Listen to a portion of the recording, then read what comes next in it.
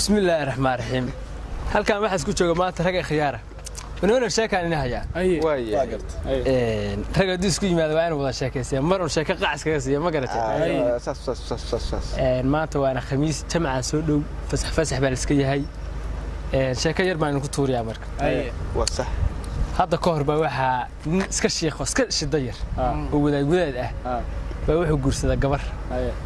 ma guursan asagoo waa loo doona hadii loo doonay gabadhii ninkii maalin walba dhibi jiray waa dhibaataysaa wariyaa xagga samee xagga mara naftiiba u keentay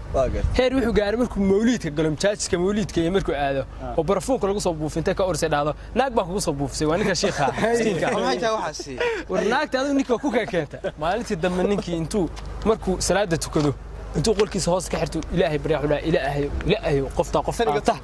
qofta qof dhaanta uu dhaamugta maalintii dambe qolkiisa gala markaasuu sheekadiisii bilaabo soo qolku ma xirna ducadii buu bilaabay ilaahay qoftaas ilaahay saasisa ila laha markuu ilaahay qofta markuu yiri albaabka soo riixay alaabtii oo wada baasto dilay bilaash oo wada ilaahay soo bariye markuu dhameeyay ilaahay qofta markuu yiri indhaha saa oo kala qaadayso wallahi waa hortaagay saaxiibada ayo saasi tusa sheekadii dhan tuu banaday yiri ilaahay sideena hanoo ahaato